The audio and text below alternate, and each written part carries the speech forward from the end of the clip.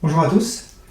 Je voudrais, à partir de cette vidéo et des quelques suivantes, parler un peu du Qigong parce que c'est une pratique qui est mal connue en France, qui est mal pratiquée, qui donne l'impression d'être de la gymnastique pour personnes âgées, mais qui est tellement plus que ça. Et j'aimerais reposer les choses un peu à plat et surtout réintégrer le Qigong dans la pratique de la médecine traditionnelle chinoise, puisque ça en fait complètement partie et c'est pas quelque chose à part qui se pratique uniquement en entretien routinier, comme une gymnastique lambda en fait. Donc pour ça, j'aimerais dans cette première vidéo parler un petit peu des origines du Qigong, d'où il vient et quel est son rôle finalement dans la vision globale du taoïsme en fait, puisque c'est bien de ça dont il s'agit. Donc le taoïsme, c'est vraiment le mouvement spirituel qui est fondateur de tout ce qui aujourd'hui est appelé médecine traditionnelle chinoise et tout ce qui va à l'intérieur. C'est un terme un peu parapluie qui encompasse plein de choses différentes. Et le Qigong en fait partie. Donc le taoïsme, la datation est extrêmement compliquée de sa naissance, mais on va dire entre 2000 et 3000 ans avant Jésus-Christ. Il y a deux ouvrages extrêmement importants dans le taoïsme qui sont nés, qui sont, je vais utiliser les prononciations françaises comme on les trouve dans le commerce, puisque c'est des livres qu'on peut acheter, le Tao Te Ching et le Yi King. Donc c'est deux livres qui, donc le premier va avoir une approche très poétique et philosophique de ce qui est proposé, alors que le deuxième, le Yi King, on va être vraiment dans le découpage, j'y reviendrai après, mais avec les trigrammes et les hexagrammes basés sur la théorie du yin-yang. Donc ces deux ouvrages-là sont fondateurs dans le sens où ils ont lancé plein de mouvements qui vont être appelés taoïstes. Taoïste qui vient du mot Tao en chinois, qui veut dire la voie. Donc c'est trouver sa voie en fait. Donc c'est simplement une proposition spirituelle pour guider les gens dans leur quotidien, dans leur relation avec le monde qui les entoure, avec l'univers. Parce que le taoïsme, c'est quoi finalement? C'est une tentative d'explication du monde tel qu'il nous entoure, et d'essayer de trouver des règles communes à tous les phénomènes autour de nous, que ce soit à l'extérieur ou à l'intérieur de nous, et essayer de trouver une sorte de théorie du tout, très simplifiée et modélisée, non mathématique, qui permettrait d'expliquer tous les phénomènes naturels. Et le taoïste, c'est ça, c'est quelqu'un qui est extrêmement curieux du monde naturel, et d'essayer de trouver lui sa place, en tant que personne, individu, dans ce monde naturel et finalement de faire partie de l'écosystème et surtout pas de s'en détacher ou de s'en distancier ou de vouloir s'élever au-dessus de ça. Il a la vocation vraiment à fusionner finalement avec son environnement. Et donc pour ça, ils ont établi tout un ensemble de règles. Alors là, je vous parle de celles qui sont arrivées jusqu'à nous aujourd'hui. Il y avait plein d'écoles différentes qui sont nées de ces ouvrages de taoïsme, mais arrivé aujourd'hui, il y en a un fondateur qui a persévéré, puis qui a dominé, entre guillemets, tous les autres. C'était l'école appelée l'école du yin et du yang, tout simplement, puisque c'est eux qui ont établi cette théorie de yin et de yang. Et donc le yin et le yang, vous connaissez peut-être ces termes, le positif, le négatif, le masculin, le féminin, le jour, la nuit, enfin un peu divisé. C'est simplement le concept que toute chose qui nous entoure, tout événement, tout phénomène, toute matière, possède une part de yin, une part de yang, et une part de neutralité. Et finalement, quand ils ont déterminé ça, ils ne le savaient pas à l'époque, mais ils étaient très en avance sur la compréhension de ce qu'on a aujourd'hui, de l'atome, puisque l'atome c'est quoi? C'est du positif, du négatif et du neutre. Donc c'était leur postulat de base, c'est que tout est positif et négatif et neutre. Il y a ces trois polarités-là qui sont présentes dans toute chose. Et donc partant de là, on a pu ensuite décliner ça sur tout. Donc on peut tout classer en étant plutôt positif, plutôt négatif. Ça ne veut pas dire qu'il n'y a que l'un ou que l'autre dans tout. C'est que simplement, il y a une dominante plus yang ou plus yin dans un phénomène, dans un objet, dans une personne. Et ou yang, ou yin. Voilà, ça peut être les deux. Et on est sur une logique fractale. Ça veut dire que si je découpe quelque chose en yin et yang, je dis par exemple... Je vais prendre moi, je suis un homme, donc je suis naturellement plus yang, c'est ma part de masculin qui est plus prédominant par rapport à ma part de féminin, donc je suis plus yang, mais pourtant à l'intérieur de moi, je vais avoir des organes qui vont être plus yin et d'autres plus yang, et dans ces organes plus yin, il va y avoir malgré tout une part de yang et une part de yin, et ainsi de suite. Et je peux découper indéfiniment, zoomer un peu plus à chaque fois et retrouver ce découpage yin-yang. Ça, c'est la logique de base tout est yin et yang, et si je zoome, je peux redécouper à nouveau à l'intérieur. Et ensuite, en rajoutant un niveau de complexité au-dessus, on va arriver à la théorie des 5 éléments, qui est le niveau suivant finalement. Puisque en combinant yin et yang dans les 4 combinaisons possibles, je vais donner naissance aux 4 éléments, et le 5e qui sera l'élément neutre qui naît de la neutralité. C'est une énergie qui n'est pas encore différenciée entre yin et yang, elle est neutre. Ce qui fait que la Terre va hériter de cette neutralité, donc la Terre, dans la première représentation des 5 éléments, la Terre va se retrouver au centre. Ensuite, celui qui va être yang-yang, la combinaison de 2 yang, c'est le feu. Et à l'opposé, celui qui va être l'association de 2 yin, c'est l'eau. Et puis ensuite, le bois et le métal vont être l'un yin-yang et l'autre yang-yin. C'est des états transitoires de passage entre le yin et le yang, ils ont les deux en eux. Mais ils sont en train de passer vers l'un ou vers l'autre. Le bois est en train de se yangiser, si on veut, le bois devient le feu, et le métal, lui, il est en train de se yiniser, le métal va devenir l'eau. Et donc on a cette première représentation avec les 4 éléments autour et la Terre au centre. Et avec une circulation circulaire dans le sens des aiguilles d'une montre, où le bois donne le feu, qui donne le métal, qui donne l'eau. On a ce premier cycle-là, et c'est ce cycle qui peut être utilisé dans le travail de Feng Shui, puisqu'on va utiliser les points cardinaux qui vont être associés à ces 4 éléments-là, et la Terre au centre. Ça, c'est la première façon de travailler, qui était la plus primaire. Mais ensuite, la Terre va s'intégrer pleinement dans le cycle des 5 éléments, et là, on va avoir le cycle tel qu'il est connu aujourd'hui, dans beaucoup de pratiques, des 5 éléments, où le bois va donner naissance au feu, qui va donner naissance à la terre, qui va donner naissance au métal, qui donne naissance à l'eau, qui donne naissance au bois, et ainsi de suite. Et donc là, on a cette circulation classique des 5 éléments. Mais ces 5 éléments-là, on comprend bien du coup qu'ils naissent pleinement du yin et du yang. Et donc la pratique de Qigong, puisqu'on était là pour parler de Qigong au départ, la pratique de Qigong, elle s'intègre pleinement à cette logique de yin, yang, des 5 éléments. Ça, c'est les éléments de base. Après, il y a des choses en plus qui ont été rajoutées, mais si déjà on parle de la pratique fondamentale, c'est la pratique de l'équilibre yin-yang et de l'équilibre des 5 éléments. Puisqu'à chaque élément est associée une paire d'organes, est associée une fonction organique essentielle, qui engage notre survie. Donc, ces 5 éléments-là, ils doivent être équilibrés, et le yin et le yang doivent être équilibrés autant que possible. Mais encore une fois, là, on parle bien d'un équilibre qui est dynamique, ça veut dire changeant. Ça ne veut pas dire que je suis tout le temps parfaitement stable, c'est juste que je suis capable d'aller dans l'un sens ou dans l'autre en fonction des besoins, de l'environnement, de ce que je dois faire en tant que personne, de ce qui est attendu de moi, de réactions que je dois avoir socialement, voilà, tout ça.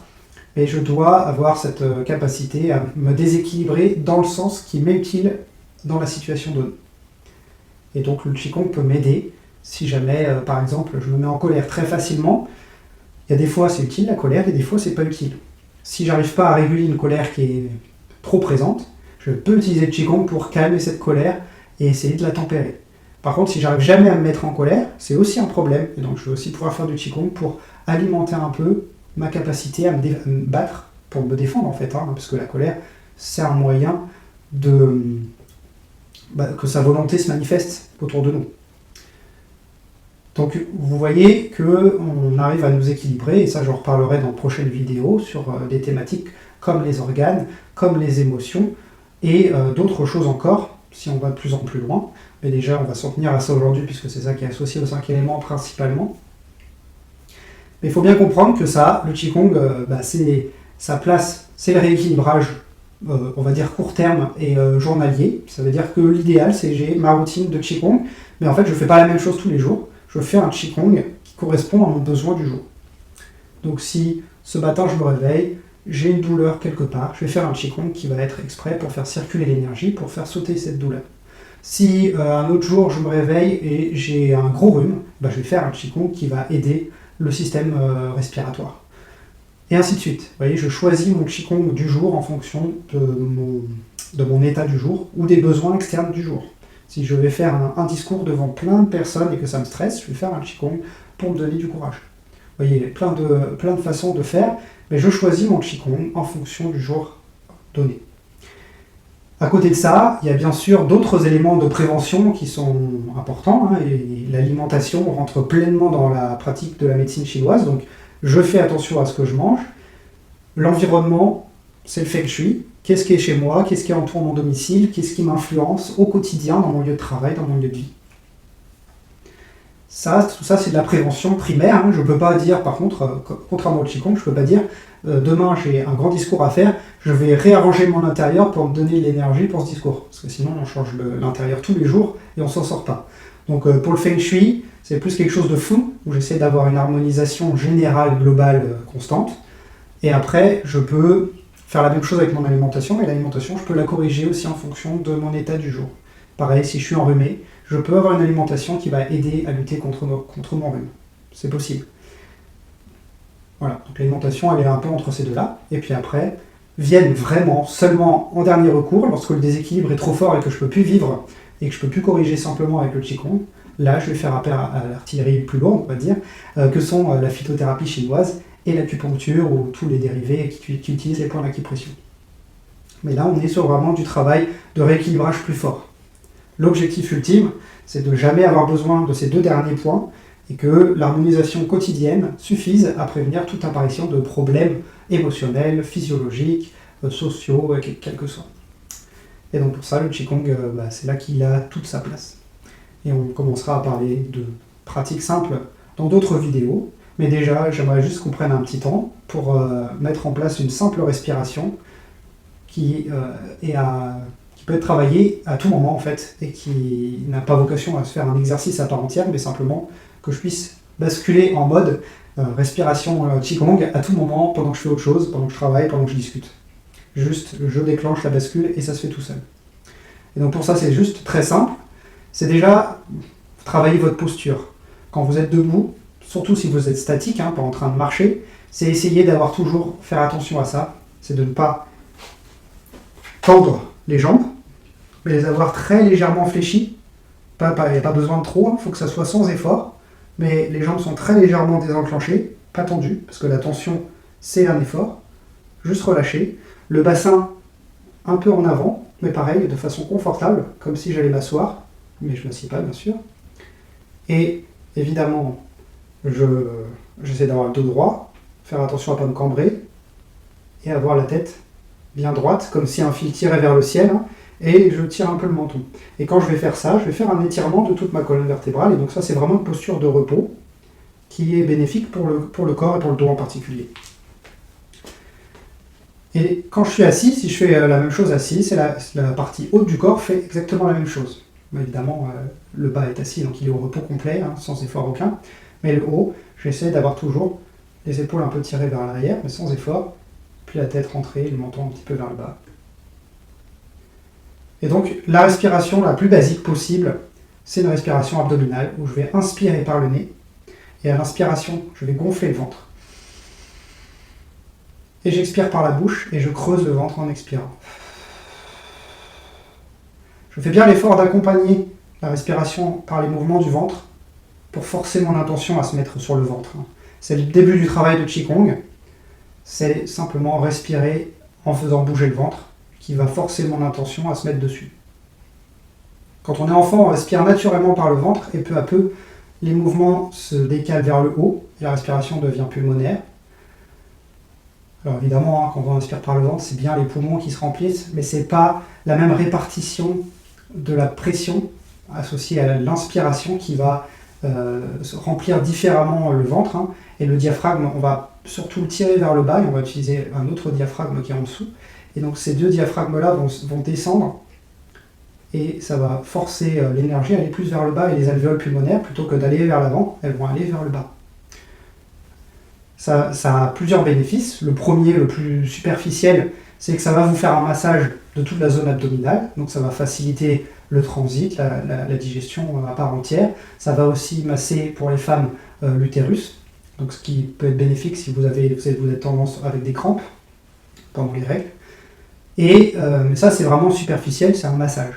Par contre, au niveau énergétique, je vais envoyer l'énergie que j'inspire sur un point ici, qui s'appelle le dantian du bas. Donc le dantian, c'est un point de stockage d'énergie, de chi, Je reviendrai sur ces notions-là dans d'autres vidéos. Donc on est en dessous du nombril, mon nombril est ici, je prends 3 largeurs de doigts comme ça, et c'est le point qui est ici. Ce point-là, c'est le point de stockage de l'énergie la plus pure possible. On va l'appeler le Chi-O, comme l'eau de la rivière. Et il va se trouver à cet endroit ici, et c'est vraiment lui qui va me servir de base dans le travail du Qigong. C'est ce Chi-là que j'utilise dans le Qigong toujours, et donc pour ça, il faut que j'apprenne à le charger de façon la plus naturelle possible. Et donc je vous invite vraiment, une fois que vous commencez à maîtriser cette simple respiration, à vous entraîner à la faire dans toutes les conditions possibles. Respirez par le ventre pendant que vous êtes en train de travailler à votre bureau, que vous êtes en train de discuter, que vous êtes en train de manger, quelle que soit la chose que vous soyez en train de faire, forcez-vous à basculer en respiration abdominale avec cet accompagnement du mouvement du ventre. Et puis évidemment, après, selon les conditions, vous ne pouvez pas vous amuser à respirer inspire-nez, expire-bouche, si vous êtes en train de discuter ou de manger, c'est pas toujours facile. Mais d'avoir ce travail de respiration abdominale, c'est vraiment le prémisse premier de tout travail de Qigong. Le Qigong, ça veut dire quoi? Ça veut dire travail du souffle. Gong, c'est le travail. Qi, c'est le souffle ou l'énergie. Il n'y a pas une bonne traduction de ce terme-là. Mais du coup, on va travailler avec le souffle sur la circulation énergétique. Donc, tout travail de souffle est Qigong. Et donc, on peut être Qigong dans toutes les choses qu'on fait dans notre vie. Et c'est vraiment ce que je vous invite à commencer à faire en faisant attention à votre respiration à tout moment. Voilà, c'est fini pour cette première vidéo. Et puis, dans d'autres vidéos, on ira un petit peu plus loin sur les concepts de Qigong et sur des petits exercices très simples à mettre en place dans son quotidien de pratique de Qigong. Je vous souhaite une bonne découverte de cette pratique si vous ne l'avez jamais faite, ou une redécouverte peut-être si vous connaissez déjà. Et puis on se retrouve très vite dans une autre vidéo. À bientôt.